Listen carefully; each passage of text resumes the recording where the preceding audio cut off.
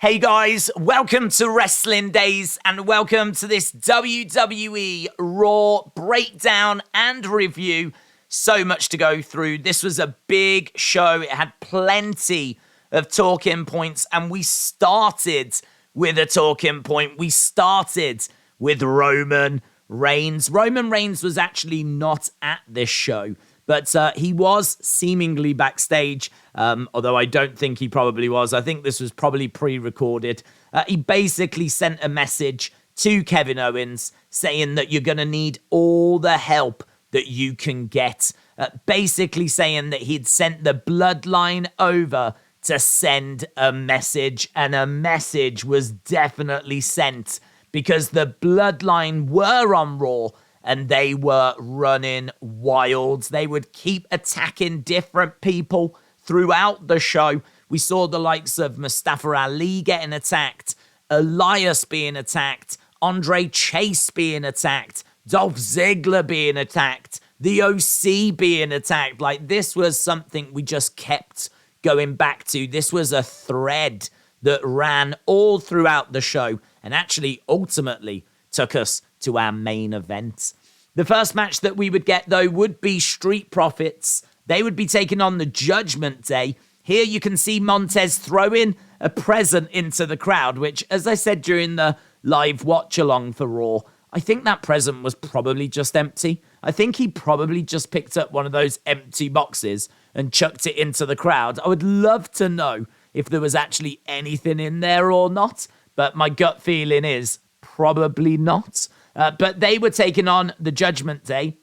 Whilst that match was going on, you can see Finn Balor in there with a headlock being applied. You can see the Judgment Day in control, but you can see the Bloodline.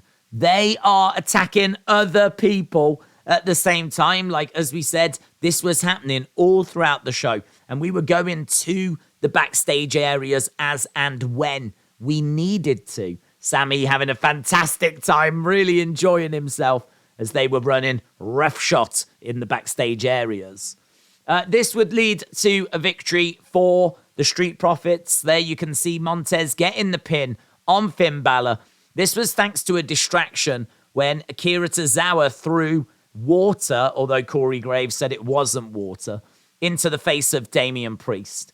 This led to Rhea Ripley getting upset with Akira. She punched him. I thought she was going to slap him. She punched him. And that then led to a match between Rhea Ripley and Akira Tozawa. This was a bit botchy, to be honest. This was a bit botchy. But the end result is that Rhea Ripley picked up the victory. Akira just didn't want to hit Rhea, which you can understand. And so he was just doing a few moves, trying to do some moves. But all the momentum was with Rhea Ripley, and she picked up the win. I wasn't feeling this match. I think, Tozawa not being able to strike his opponent for very obvious reasons, being at a disadvantage. This was meant to make Rhea look like a monster, like she's beating up guys now. But Tozawa was very, obviously handicapped by not being able to, fight as normal. So this didn't do anything for me, to be honest. But this is one I can see dividing opinion. Then we went backstage. There was more people being attacked. You can see here Cedric Alexander, Shelton Benjamin, Dolph Ziggler, Kathy Kelly trying to get an update from Adam Pearce. This was, of course, Bloodline related once more. Then we went to our next match. This was, it's hard to tell from this image, but it's actually the OC taking on Alpha Academy. This was a bit of a downer for this show. There wasn't really much to this. There was a reason for this, though, and we found out what that reason was moments later when, as the OC were celebrating, the Bloodline would get into the ring and start attacking the OC, which is awesome. I would love to see the OC going at it against the Bloodline. I think that would be absolutely brilliant. Big brawl in the ring. The Usos would then cut a promo, saying how they run Monday nights. They would jump out the ring, but the brawl would continue. AJ Styles would launch himself at Sami Uso. And again, you can see the brawl in the entranceway. This, of course, would lead to AJ Styles taking on Sami later in this show. There is AJ securing that match backstage. I felt so sorry for Adam Pearce on this show. He was just being shouted at all the time, having to deal with one emergency to the next. The Bloodline really causing him a lot of trouble tonight. Then we went backstage. Now, we've already done a video on this. There's a separate video on this, so I'm not going to spend too long on it. But basically, this is Alexa and Bianca. Bianca says that she doesn't trust Alexa anymore. Alexa was saying, like, well, let me tell you my backstory. You know, I went to a very dark, twisted place with Bray. Then he abandoned me. I had to get therapy. That therapy has left me as a shell of a human being. But the friendship I had with you, that has very much, you know, helped me. And but you need to stop worrying about him. You need to focus on me. And then, of course, we got the logo flash up in the background. Mere moments later. I mean, even in this picture, she's reaching for that vase. She hits Bianca with that vase of flowers.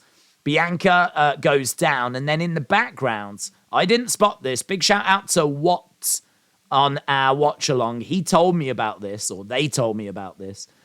Lily in the background. You can see Lily just behind the chair as Bianca is down and Alexa walks away. So we've done a video on it. If you want to hear the thoughts on it, check out that video on the main channel. But clearly the connection with Bray, the build towards Alexa rejoining Bray or joining up with Uncle Howdy, that is being built, that is being teased very heavily as we build towards this match in a few weeks' time.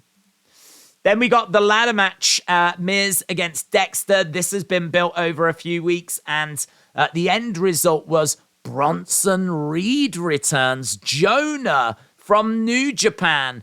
Bronson Reed from NXT. He was released last year. Well, he is back now on the main roster. He helped attack Dexter Lumis. There he is a monster of a man. I think they call him the Colossal. And now he's clearly working with The Miz because The Miz was able to secure the win, climb the ladder, get the money. And that's a big moment, that is. The Miz with Bronson Reed by his side could be a lot of fun. So Bronson Reed back in WWE. Then we went to Sami versus AJ match. This was pretty fun. Solo, of course, would interfere. That would result in Sami Zayn picking up the victory. So Sami able, thanks to outside interference, to get the victory over AJ Styles. Then we went to Seth. He was cutting a promo. Out came Austin Theory, and there was some really nice back and forth between them. Maybe not the killer lines that you would hope for, but some nice back and forth all the same. Austin Theory looks great with this new attitude. They were talking, and the Usos came out. Looked like Austin Theory was going to help Seth, but he actually grabs his belt and runs away. That means that Seth is on his own. He's being beaten up, and to the rescue comes Kevin Owens. So Kevin Owens comes down. He helps Seth, and the main event match is made. The Usos versus Kevin Owens and Seth Rollins. So that's our main event for this show. Then we go to what I believe was the co-main event, Bayley against Becky. This match was fine. It was good. But I've got to say, the crowds are so quiet throughout this show. Like, even during the Seth segment, when he's trying to get the crowd involved, they're so quiet. And they are absent from this match as well.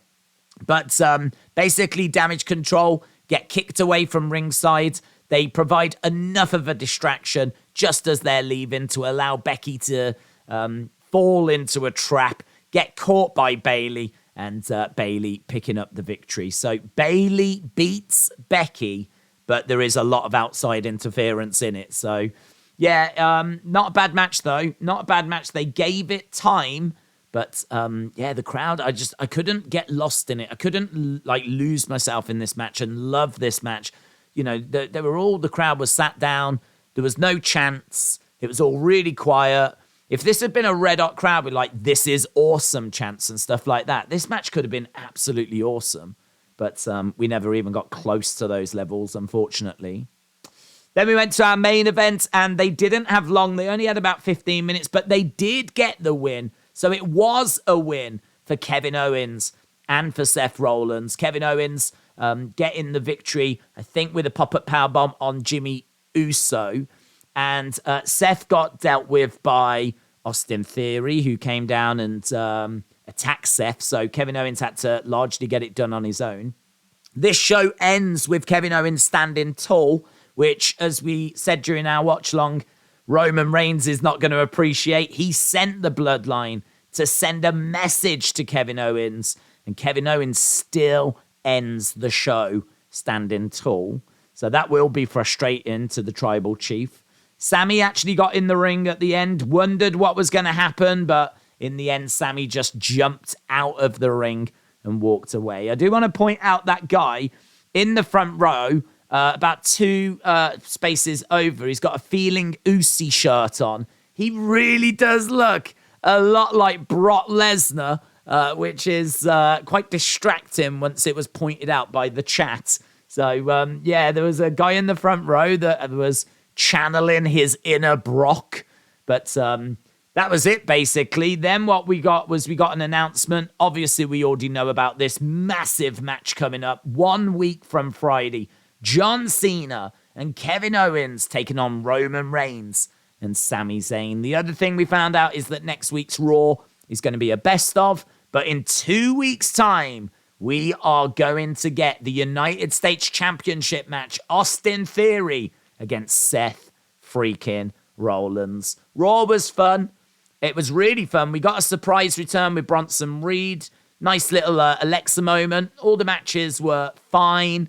Couple of matches I maybe could have done without, like the Rhea match and the maybe the Alpha Academy against OC as well. Maybe could have done without that.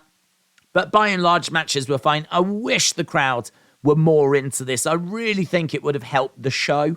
But by and large, I'd say this is still one of the better Raws. And for me personally, I'd say it's about a 7.5. Awesome, guys. Thanks for watching. Appreciate the support. And I'll see you again next time. Bye for now.